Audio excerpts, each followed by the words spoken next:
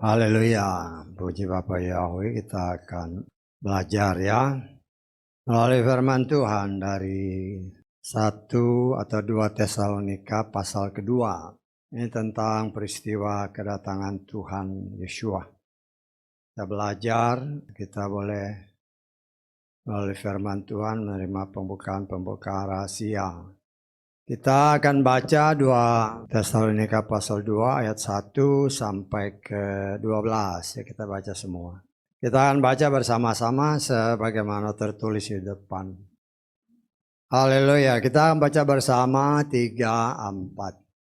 Dan kami meminta kamu saudara-saudara, sehubungan dengan kedatangan Tuhan kita Yeshua Masiah dan berkumpulnya kita pada Dia, supaya kamu tidak cepat digoncangkan oleh pikiran, tidak pula ditakutkan baik oleh roh ataupun oleh perkataan, ataupun oleh surat yang seakan-akan melalui kami bahwa seolah-olah hari Masiah telah tiba.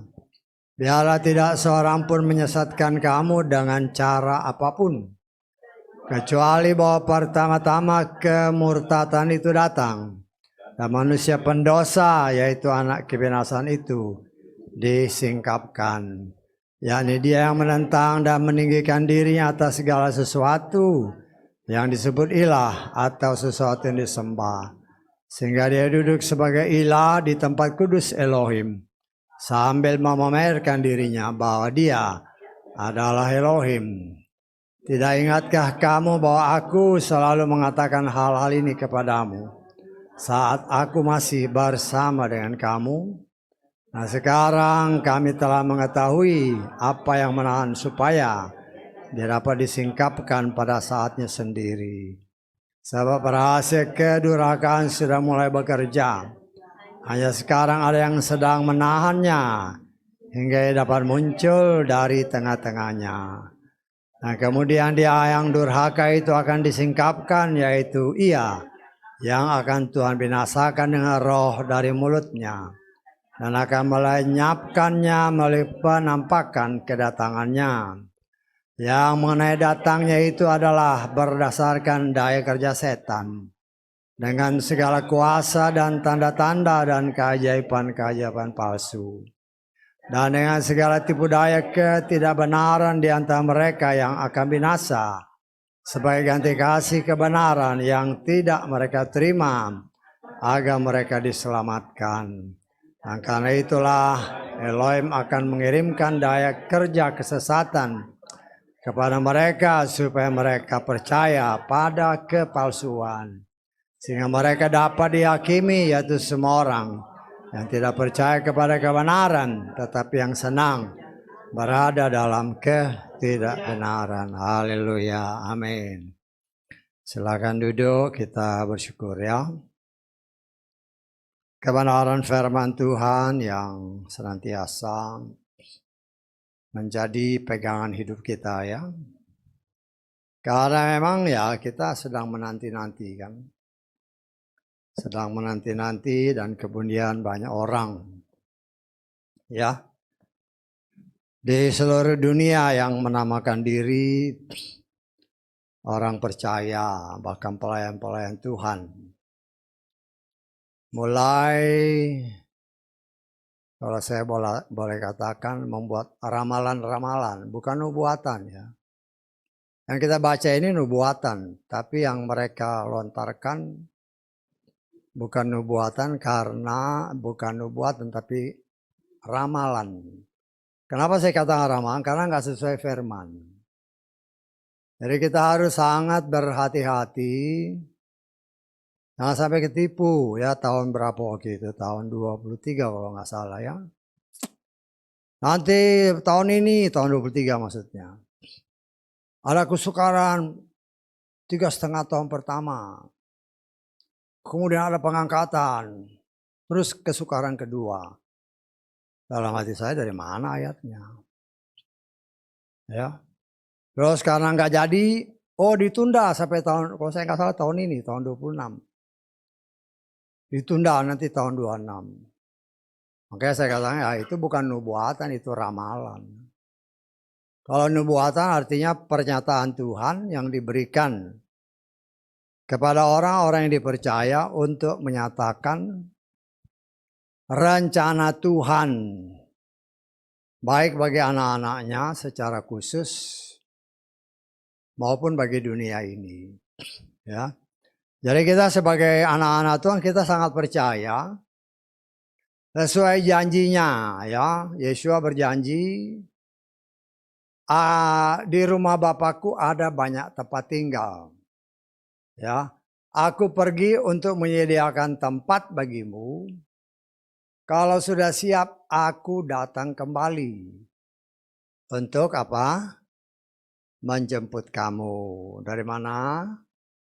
Hal seperti ini kan ya kita harus karena itu kan iman kita. Kita juga harus mengerti bahwa itu ada tertulis, bukan tersirat. Ya.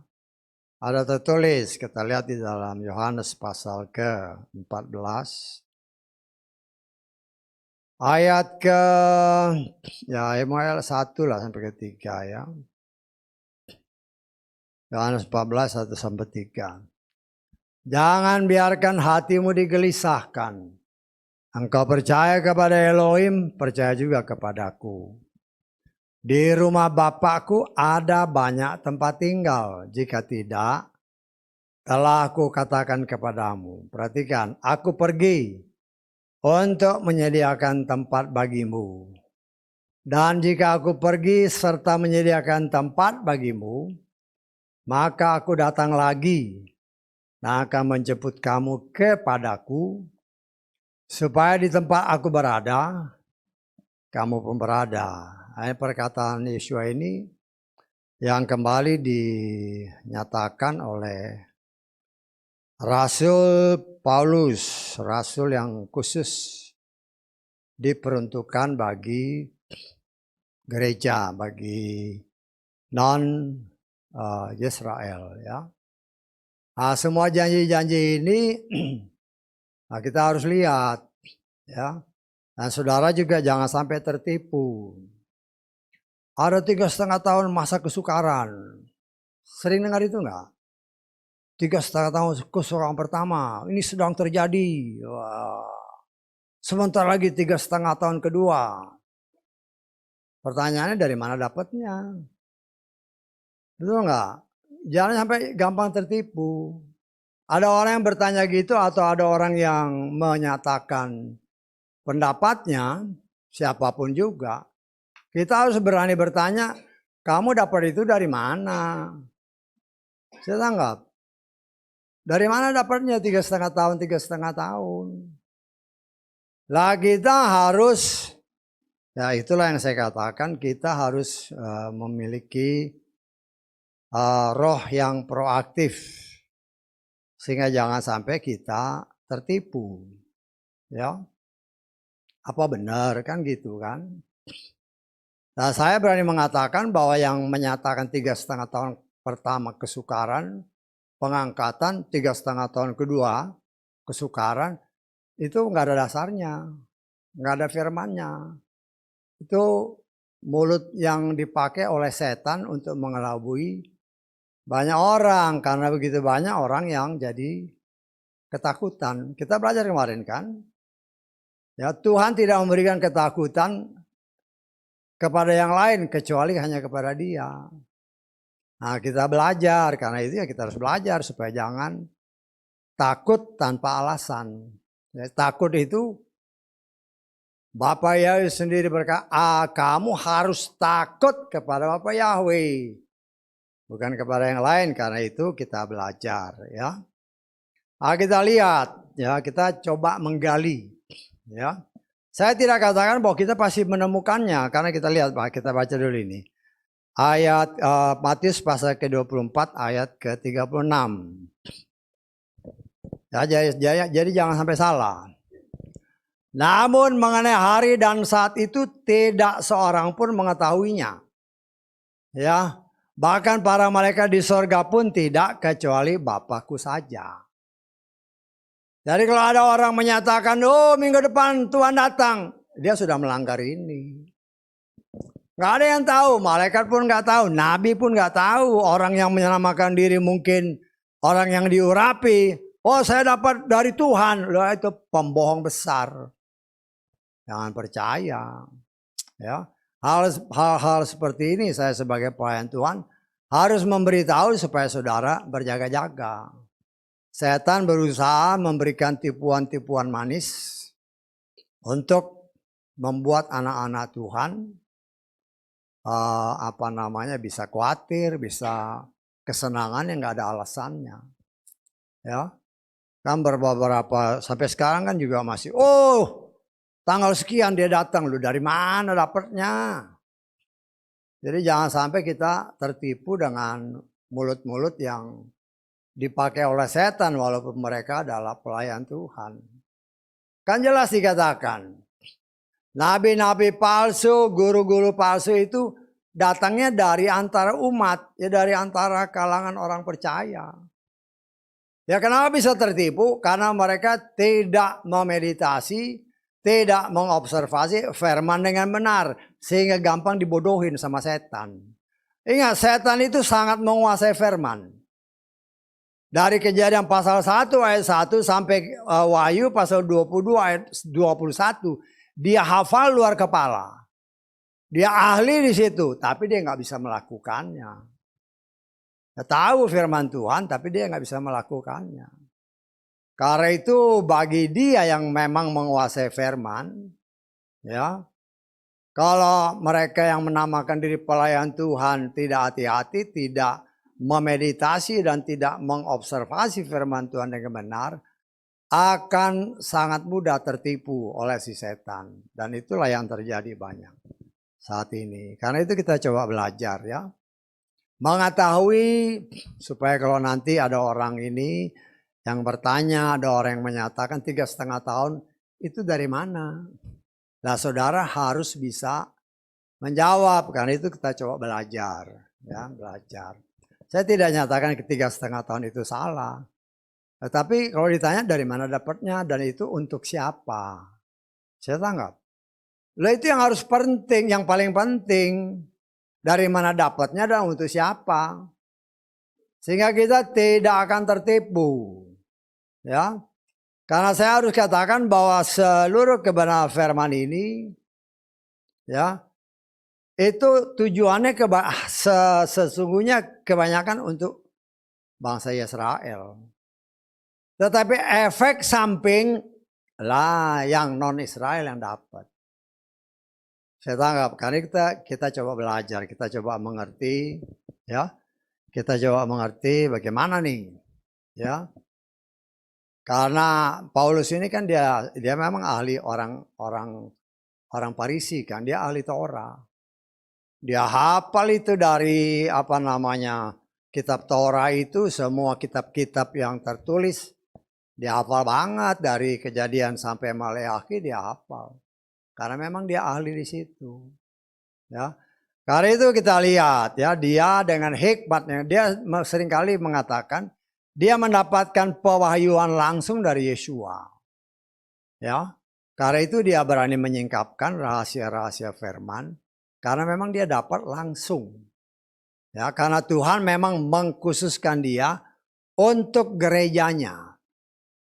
Untuk gerejanya, artinya untuk orang-orang di luar Israel. Ya, untuk saudara dan saya. Ya. Nah, kita coba melihat 3,5 tahun itu dari mana sih? Ya. Nah, kita coba gali sedikit demi sedikit. Ya. Tuhan berkenan kita bisa paling sedikit memiliki pengetahuan yang benar. Karena untuk tahu pasisnya berdasarkan ayat tadi, nggak ada yang tahu. Itu harus diingat ya. Jadi kalau ada orang mengatakan saya dapat mimpi dari Tuhan, itu bohong itu. Ya. Tetapi saya percaya,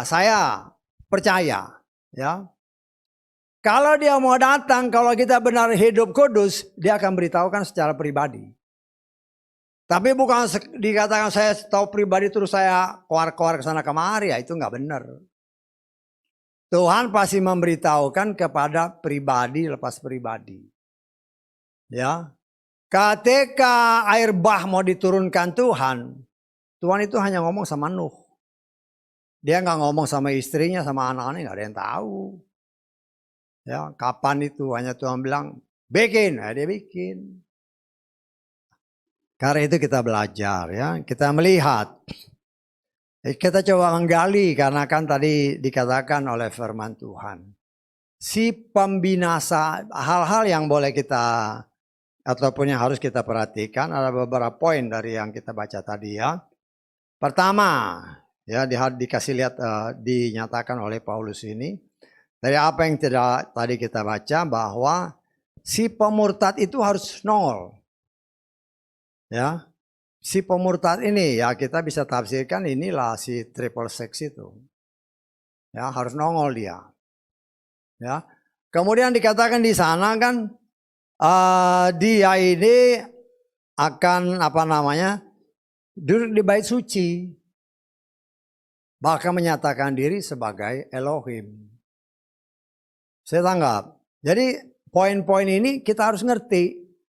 Bahkan di ayat-ayat yang selanjutnya dikatakan, dia ini akan membuat mujizat-mujizat melalui nabinya. Ya, jadi kalau kita baca di dalam kitab Wahyu, ada 3 oknum, ya, yang menjadi musuh.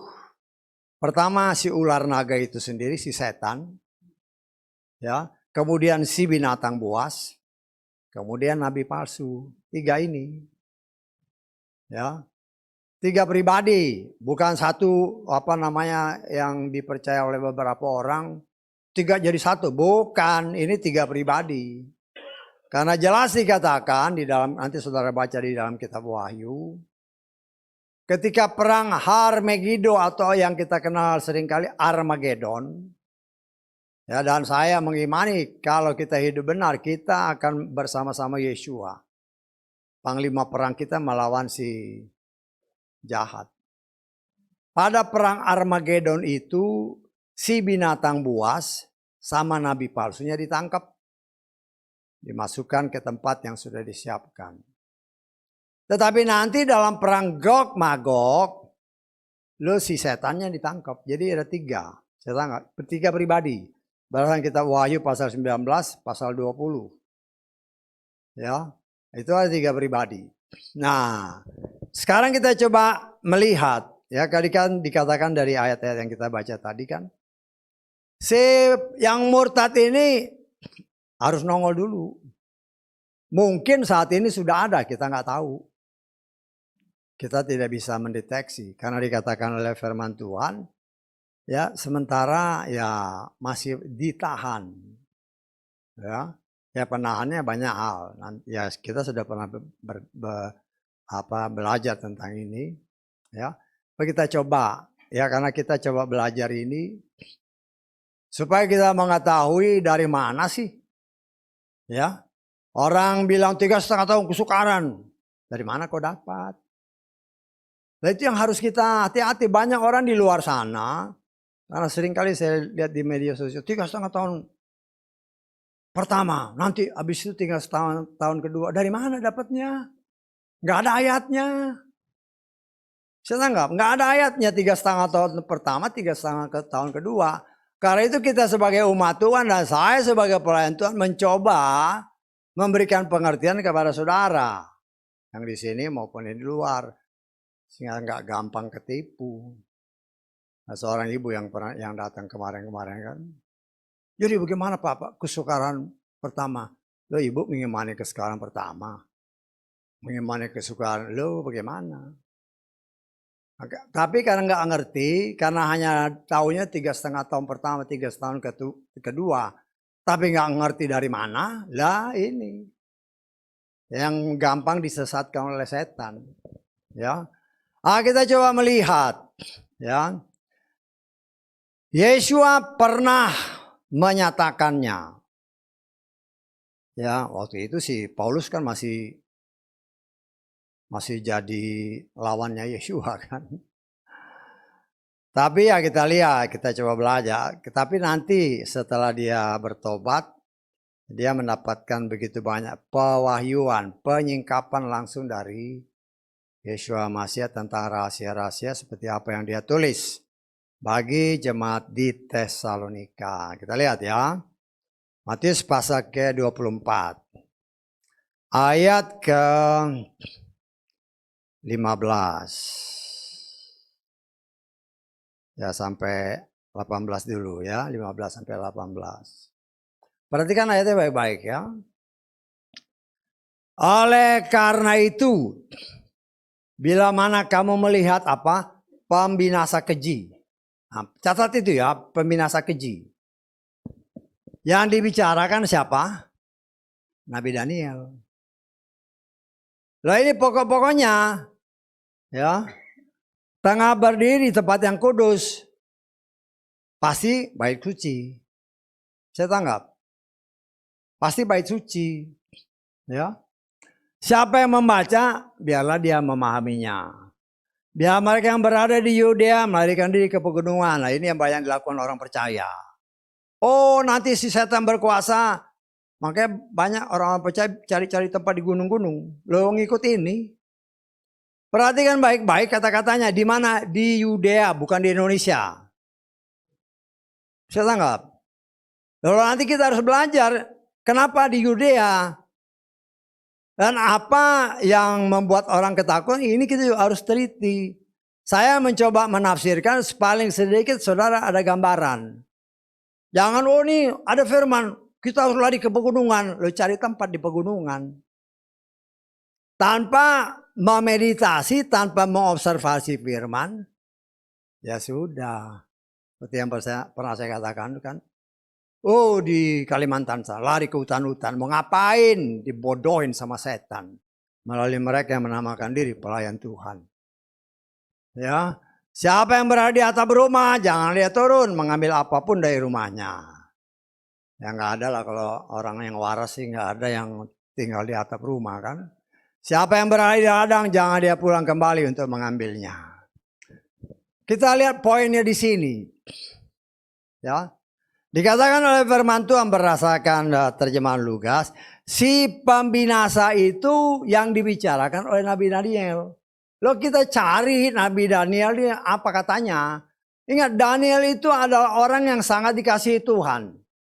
Bapa Yahweh sangat mengasihi dia. Sehingga rahasia firman itu disingkapkan melalui Daniel sampai zaman Yeshua. Saya tanggap. Ya. Nah kita coba lihat. Daniel, karena bilangnya kan Daniel, ya cari di Daniel. Jangan cari di kitab Yesaya. Cari di Daniel, kita lihat. Daniel pasal ke-9. Kita baca ayat 23 sampai 24 dulu lah.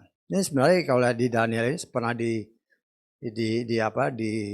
diberitakan ya, cuman ya karena ini kaitannya dengan ayat tadi. Dalam permulaan permohonanmu firman keluar. Dan aku datang untuk menyatakannya. Karena apa? Engkau sangat dikasihi. Ya Daniel ini sangat dikasihi. Ya karena itu ya kita contoh. Karena Daniel ini ya contohnya sangat banyak sekali. Karena Daniel sangat dikasihi. Dia mendapatkan proteksi Bapa Yahweh yang luar biasa. Jadi camkanlah firman itu dan perhatikanlah penglihatan itu. Perhatikan ayat ini. 24. Perhatikan baik-baik supaya jangan ketipu. Kau yang di sini, kau yang di luar. 70 pekan telah ditetapkan atas siapa? Bangsamu. Bangsa Israel. Bukan bangsa Indonesia. Jangan lari dari situ.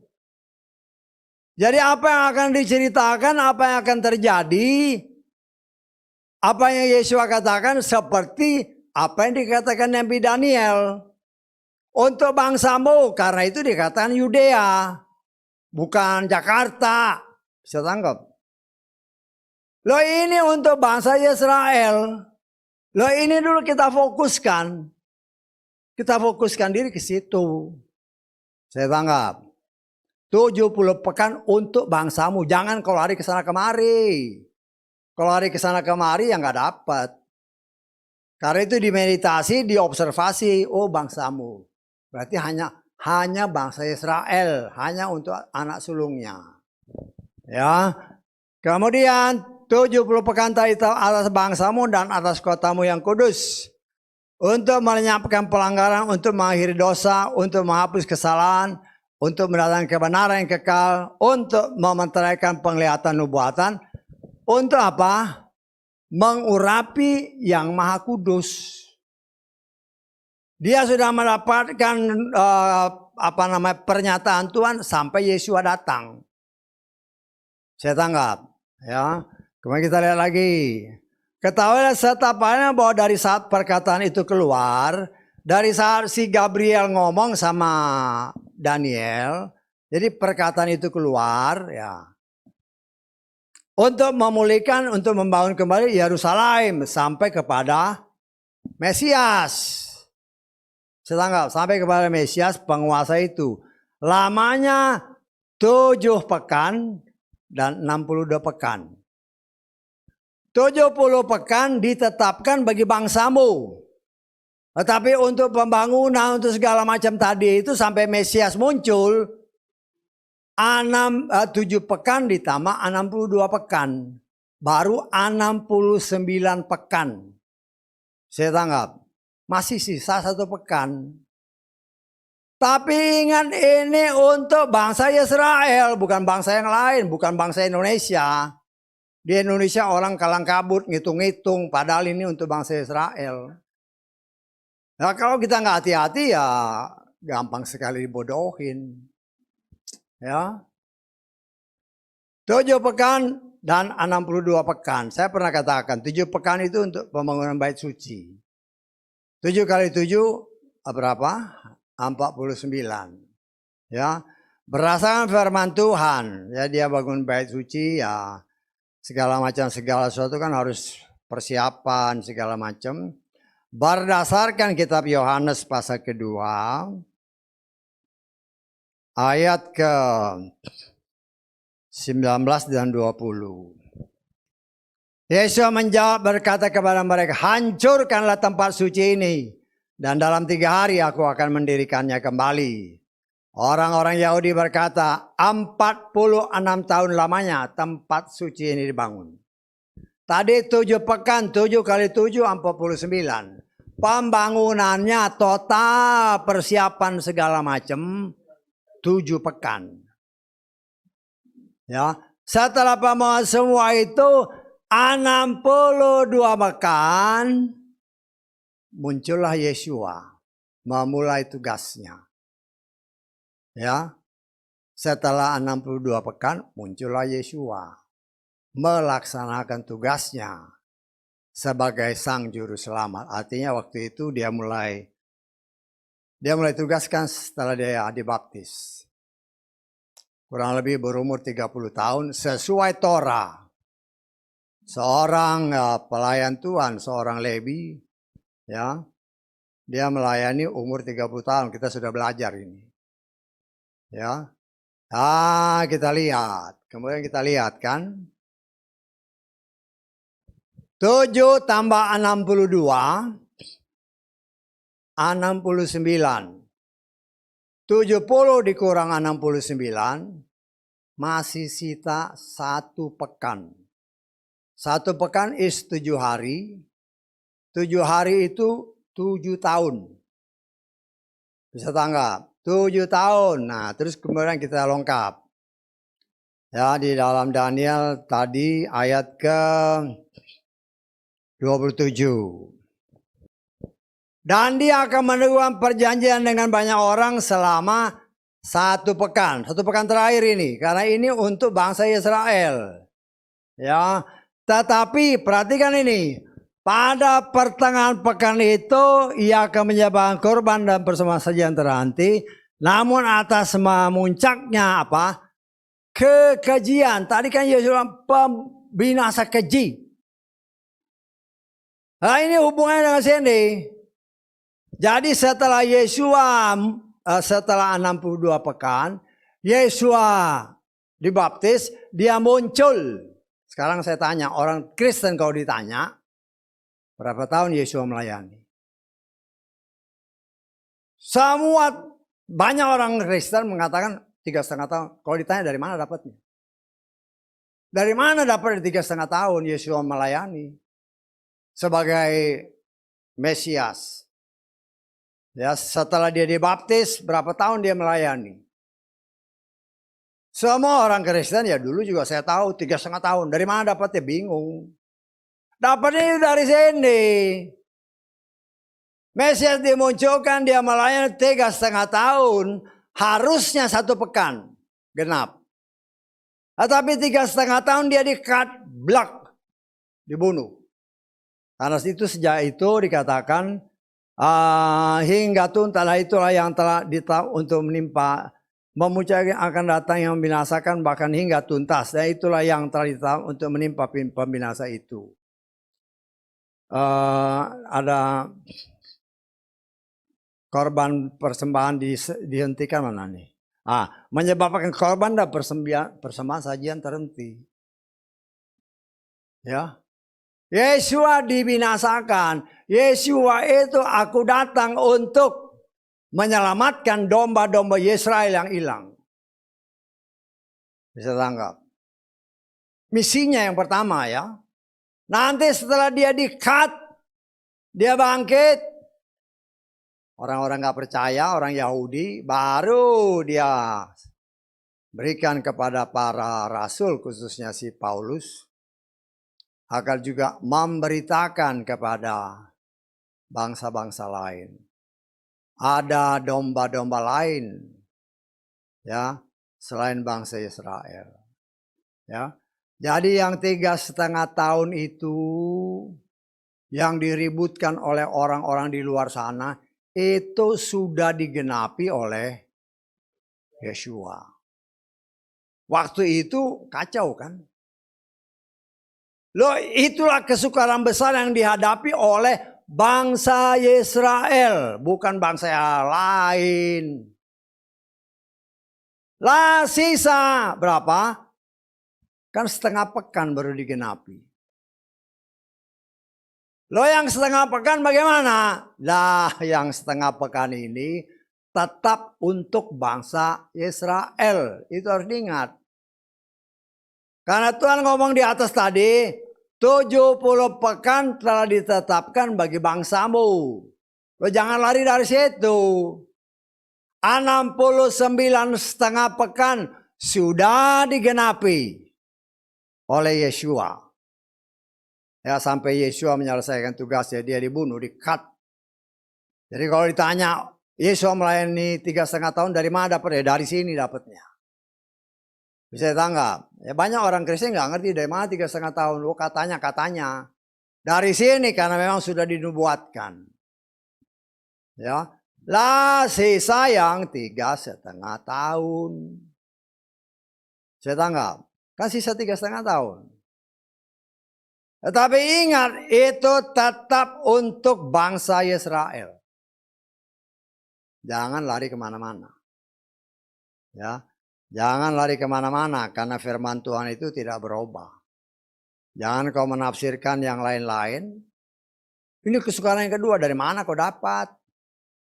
Ya, jadi jangan salah tafsir. 3,5 tahun yang terakhir pun untuk bangsa Israel. Ya. Lah sekarang kita coba mengerti ya gambaran-gambaran sedikit lah. Saya tidak katakan pasti tepat ya karena tadi Matius 24 tadi kan nggak ada yang tahu. Jadi kita cuman melihat gambaran-gambaran. Ya. Tadi dikatakan dalam firman Tuhan kan yang kita baca. Si pembinasa keji itu bertahta di bait suci. Lo ngapain dari situ? Ada sebab, ada akibat. Kenapa bait suci diduduki? Kan harusnya ada sebab. Saya tanggap. Apalagi sekarang bait sucinya belum ada. Kan bait sucinya nggak ada kan? Tapi itu harus ada. Untuk menggenapi rencana Tuhan. Lo bait sucinya belum ada, tetapi ada tertulis, si pembinasa ini, si pemurtad ini bertahta di bait suci. kenapa dan ngapain, kan gitu. Ya. Dan saya sangat percaya segala sesuatu itu ada kaitannya. Karena itu kita coba ya untuk mengerti. Paling sedikit kita punya gambaran. Ya, bagaimana mungkin kok bait suci didudukin? Kan gitu tanyaannya. Bait sucinya sekarang belum ada. Banyak yang orang yang meramal, saya bilang ramal ya, bukan lu buatan. Bait sucinya ya belum ada udah ngeramal Yesus mau datang. Itu ngeramal namanya, nggak sesuai firman. Lah kita coba gali supaya kita ngerti ya. Kita lihat dulu. Sakaria pasal ke berapa ini? Kita baca pasal 12 ayat ketiga. Kalau saudara mau tahu baca semua ya. Saya lengkap-lengkap karena keterbatasan waktu dan saya coba untuk paling sedikit ada sesuatu yang Anda dapat, saudara dapat ya. Mengerti sehingga nggak gampang dikibulin sama banyak orang-orang yang hanya asal ngomong cuap aja 3,5 tahun, 3,5 tahun. Dari mana kau dapat 3,5 tahun? Banyak yang nggak ngerti. Karena Yesus bilang seperti apa yang dikatakan oleh Daniel. Lalu kita kembali kepada firman. Akan terjadi pada hari itu aku akan membuat Yerusalem itu batu beban bagi semua bangsa. Semua yang mengangkutnya akan terluka parah dan semua bangsa di bumi akan apa? Dikumpulkan melawan dia. Ya. Pada hari itu firman Yahweh, aku akan menghantam semua kuda dengan kepanikan dan yang menungganginya dengan kegilaan, dan aku akan membuka mataku terhadap keluarga Yehuda, tetapi aku akan menghantam setiap kuda dari bangsa-bangsa dengan kebutaan. Kita lengkap Sakaria pasal ke-14 ayat ke-1-2 aja ya. Tapi nanti sudah baca yang lain ya. Saya harus lengkap-lengkap ya mengingat waktu aja. Lihatlah, hari Yahweh telah tiba. Dan jarahanmu akan dibagi-bagi di tengah-tengahmu. Perhatikan ayat 2. Aku akan mengumpulkan semua bangsa ke Yerusalem untuk apa? Peperangan. Yang menjadi pertanyaan. Kita coba kaitkan tadi dengan bait suci. Bisa enggak? Kita coba kaitkan. Ya, bukan main kait-kaitan, coba kita menghubungkan ini dengan apa sih hubungannya? Kenapa bangsa-bangsa mau menyerbu Yerusalem? Apa urusannya? Pasti ada sesuatu penyebab yang besar sehingga bangsa ini diserbu. Ya selain memang itu bagian daripada skenario Bapak Yahweh untuk memperlihatkan kepada bangsa. Anak sulungnya yang kepala batu ini percaya bahwa Yahweh itu adalah Tuhan yang Maha Kuasa. Lah kalau saya menafsirkan, ya karena kita kan nggak punya data, cuman ayat ini ya saya nafsir. Saya nafsir. Ingat nafsir itu bisa salah bisa benar. Ya, paling sedikit ya saya nggak mungkin salah 100% lah. Ada merempet sedikit lah. Sebagai gambaran supaya kita tidak gampang tertipu. Ya. Nah, orang yang pernah bertanya beberapa waktu yang lalu ya kalau dia dengar ya bagus supaya ngerti. Jangan main pegang kesukaran besar tanpa mengerti apa maksudnya. Karena jelas ini untuk bangsa Israel. Tetapi ada sebab, ada akibat. Ya, kita baca dulu. Kejadian 15 ayat ke-14. Dan bangsa itu yang akan mereka layani, aku juga akan menghukumnya.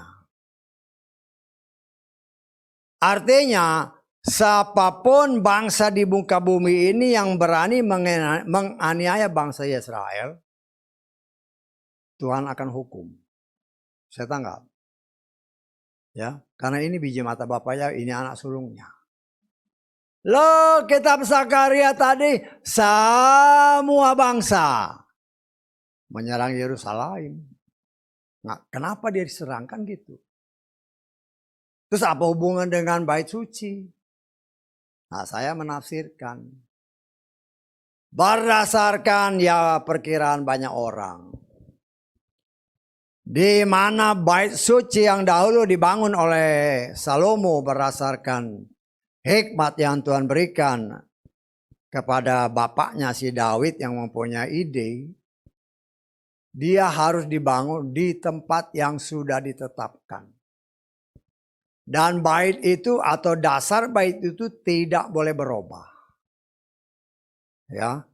Karena firman Tuhan yang sudah kita baca, tanah ini adalah milikku.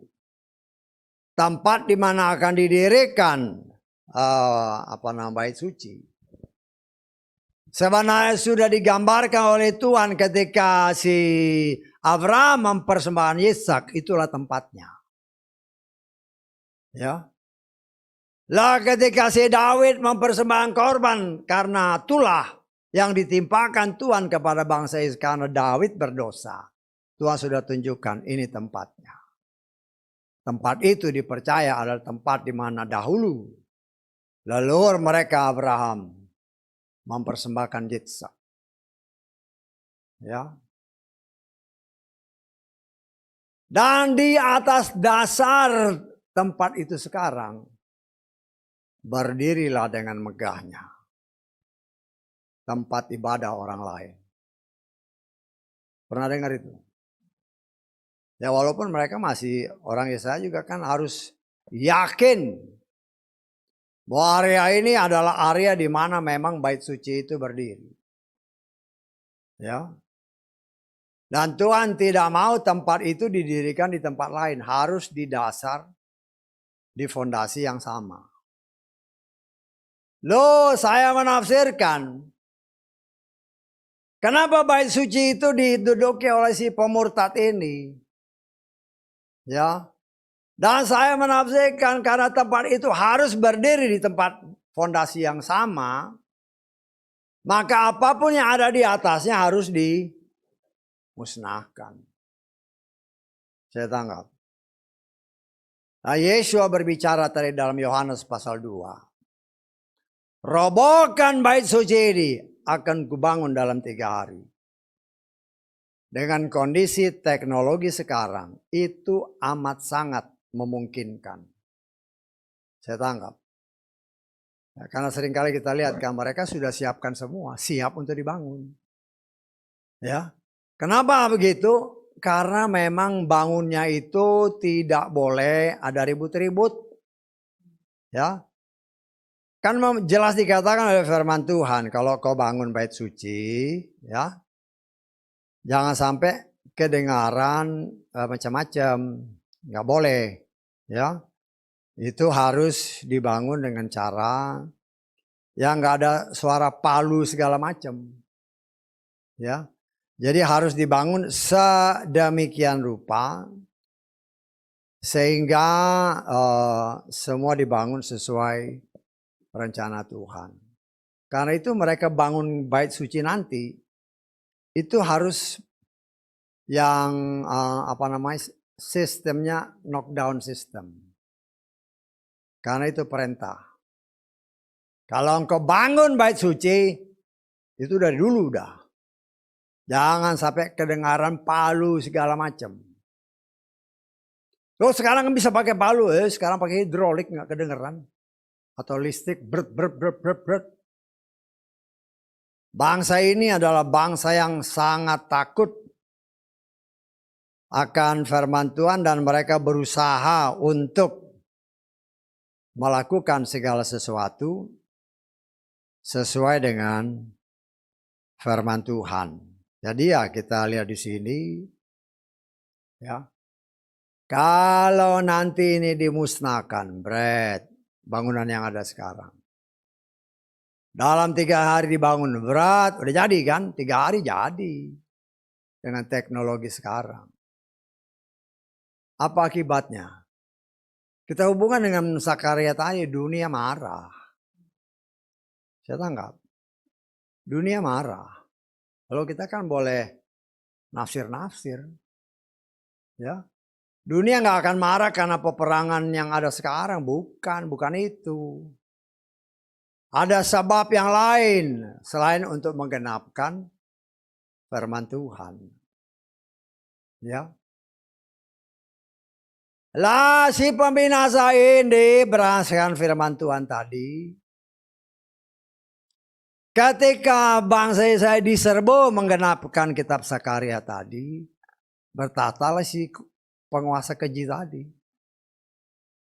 Mereka tentu karena dia dendam sama bangsa Israel kan. 3,5 tahun itu ya untuk bangsa ini. Bangsa Israel. Bisa ditangkap.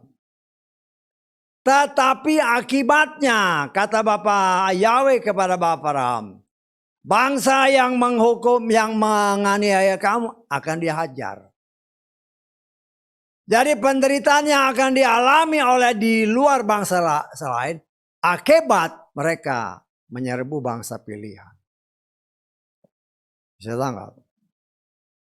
Saya percaya seperti itu. Saya tafsirkan seperti itu. Ya. Seluruh dunia kan. Ngirim tentara ke sana. Buat. Luar biasa. Begitu banyak tentara. Bukan 1 juta, bukan 2 juta. Ya. Tapi semua itu kan ada tertulis. Bukan asal ngomong aja, ya. Kita baca. Wahyu pasal 9. Ayat ke 13 mulai sampai ke 16.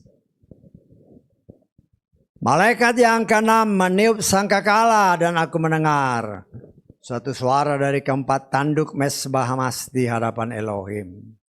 Yang berkata kepada malaikat yang keenam yang memegang sangkakala itu. Lepaskanlah keempat malaikat yang telah diikat di sungai Efrat yang besar. Dan keempat malaikat itu dilepaskan.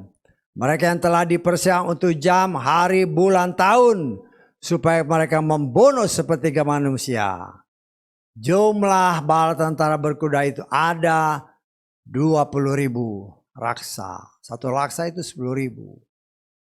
20.000 kali 10.000, 200 juta. Itu bukan jumlah yang kecil. Tentara kita aja nggak sampai 1 juta mungkin. Nggak sampai 1 juta. 200 juta pasukan. Karena itu kan kita harus melihat di sini ya itulah lihat. Kan dia tadi melewati sungai Efrat kan. Bagaimana mungkin loh firman Tuhan kita ya komplit. Jadi kita ya namanya kita belajar. Paling sedikit kita mengerti. Wahyu 16. Ayat ke-12. Malaikat yang keenam, tadi kan malaikat yang keenam, kan ingat nggak tadi? Ya, malaikat yang keenam menumpahkan cawan yang ke atas sungai yang besar, yakni sungai Efrat, dan airnya menjadi kering. Oh dunia dengan berita, oh sungai Efrat kering, ini mau air zaman, loh karena nggak ngerti. Padahal firman Tuhan kita nulis, sungai Efrat itu memang akan kering. Untuk membuat bangsa-bangsa ini dikasih jalan oleh Tuhan menyerbu tanah yang kudus. Saya tangkap. Loh karena mereka menyerbu anak pilihan Tuhan, orang kekasih Tuhan. Bangsa-bangsa ini dengan cara Tuhan. Kan seringkali dalam firman Tuhan ketika peperangan bangsa Israel dengan bangsa lain. Tuhan yang maju antar mereka sendiri saling bunuh. Antar mereka sendiri saling bunuh. Bagaimana? Ya itu cara Tuhan. Ya. Nah kesukaan besar yang 3,5 tahun itu karena bangsa-bangsa menyerbu Yerusalem. Bapaknya marah akibatnya. Semua bangsa. Ya. Firman Tuhan katakan. akan mengalami ya ada sebab, ada akibat. Engkau main-main sama anak Tuhan, ya dihajarlah sama Tuhan. Ya. Dan itu sesuatu yang pasti terjadi ya dan tidak mungkin gagal. Ya. Kita lihat lagi Sakaria pasal 14 ayat ke-12. Inilah tolah yang akan Yahweh timpakan kepada semua bangsa. Bapaknya marah, anak sulungnya diserbu. Yang berperang melawan Yerusalem, dagingnya akan membusuk sementara dia masih berdiri, tegak di atas kakinya. Matanya membusuk di dalam rongganya, lidahnya membusuk di dalam mulutnya, dan seterusnya. Kuasa Tuhan bekerja. Karena pada waktu itu Yesua sendiri yang akan memimpin bala tentaranya untuk memusnahkan ya orang-orang yang berani-beraninya mengusik anak sulung Bapa Yahweh. Dari sini kita belajar. Karena dari ayat yang tadi kita bacakan penganiayaan. Ya, karena orang-orang ini kan yang jadi pembinasa keji itu, ya dia murka kepada bangsa Esa. Bangsa Esa itu kan mengalami penderitaan yang berat. Karena itu tadi dikatakan dalam Matius kan, lari ke Yudea, dari ke gunung-gunung. Loh itu bangsa Israel. Jangan kita ikut-ikutan. Tetapi akibatnya memang kita akan alami. Ya. Tetapi saya mengimani dan berharap. Karena ada tertulis. Ya. Ada tertulis dan kita sudah belajar dan terus belajar dan mengimani. Ya. Ketika si jelek itu berkuasa, ya, kita lihat dalam kitab Wahyu. Wahyu pasal ke-13. Ya, nanti kalau saudara baca di Wahyu 13 ini, sini ada binatang yang keluar dari laut, ada binatang yang keluar dari bumi. Yang dari laut itu si binatang buas, yang keluar dari bumi itu nabi palsu. Nabi palsu ini yang bikin mujizat-mujizat. Kok saudara baca nanti ya di rumah ya. Kita baca 13 ayat 5. Tapi nanti saudara baca semua. Saya katakan saya hanya lengkap-lengkap ya. Kepadanya diberikan sebuah mulut yang berkata besar dan hujatan, dan kepada diberi wewenang untuk melawan selama 42 bulan. 42 bulan is 3,5 tahun. Saya tanggap. Ya. Loh kita coba melihat ini. Siapa sih dia ini? Kan dia ini binatang buas. Ya.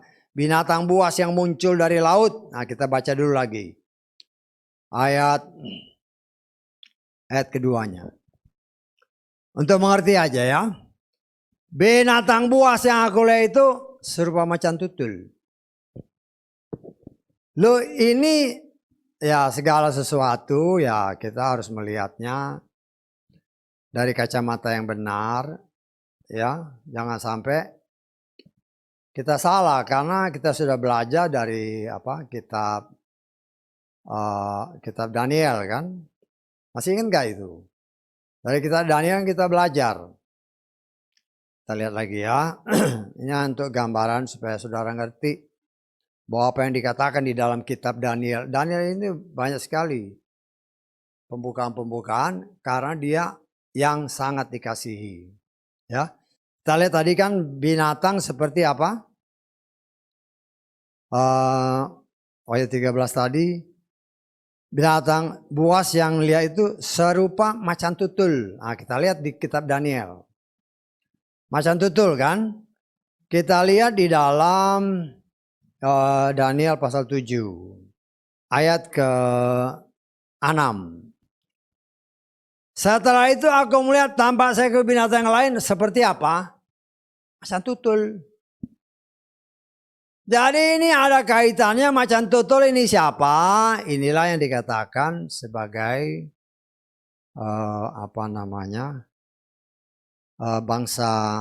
bangsa Yunani. Ini hanya untuk gambaran kita bisa lihat, oh ini harus terjadi karena ini kan dikatakan oleh firman. Kita lihat lagi, tadi kan jadi dia punya apa tadi seperti macan tutul, dia punya serupa macan tutul itu orang dari Yunani. Siapa ya kita nggak tahu, ya. Kemudian kakinya seperti kaki beruang. Nah, kita lihat lagi dari Daniel. Beruang itu di ayat kelima.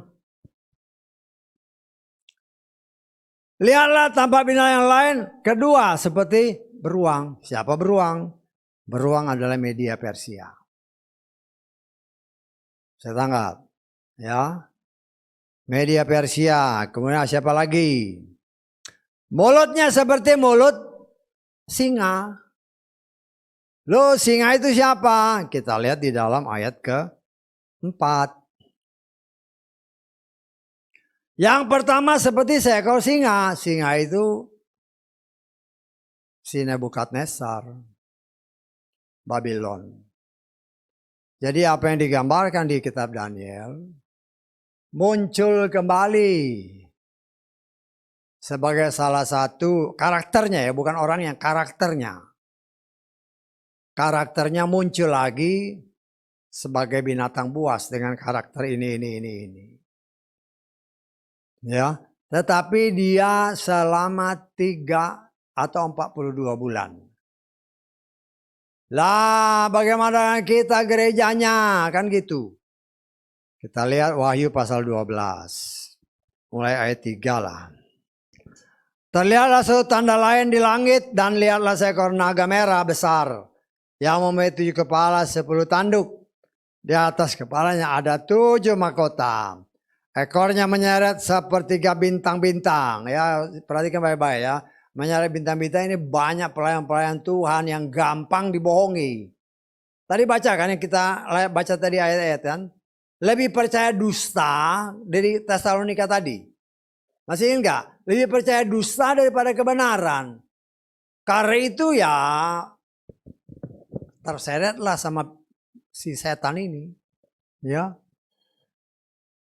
Dan dia melempar mereka bumi dan naga itu beri di arah wanita yang akan segera melahirkan. Bicara wanita berbicara gereja. Supaya bila Maria telah melahirkan anaknya, naga itu dapat menelannya. Dia melahirkan seorang laki-laki yang akan segera menggembalakan segala bangsa dengan tongkat besi. Anak wanita itu dibawa kepada Elohim dalam tahtanya. Yesus sudah naik surga. Wanita itu melarikan diri ke padang gurun, di mana dia memiliki suatu tempat yang telah disiapkan oleh Elohim, agar di sana mereka dapat memberi makan wanita itu selama 1260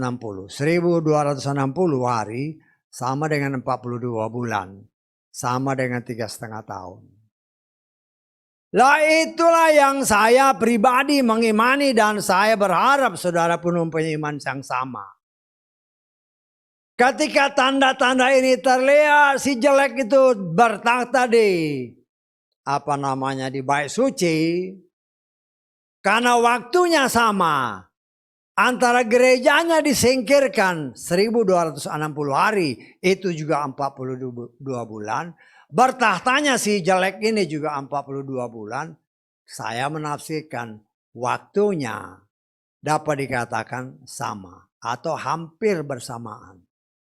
Karena si jelek ini kan harus ada di sana dulu. Paling sedikit kita dengarkan, kita nggak lihat. Ya, itu terjadi. Loh, sebelum ada kesukaan besar, itulah yang saya imani. Kita diangkat oleh Tuhan. Saya tangkap. Seperti yang dikatakan tadi firman Tuhan kan. Kedatangan Tuhan kita Yesus Masih dan berkumpulnya kita dengan Dia. Itulah yang kita imani. Karena itu seringkali saya katakan, saya tidak mengimani kesukaran besar. Tetapi untuk itu 1 Tesalonika 5 ayat 23. Kita lihat. 1 Tesalonika 5 ayat 23. Elohim damai sejahtera, Dia sendiri kiranya menguduskan kamu sepenuhnya. Kiranya roh, jiwa, dan tubuhmu seutuhnya terpelihara tanpa celah. Pada saat apa? Kedatangan Tuhan kita Yesus Masiah.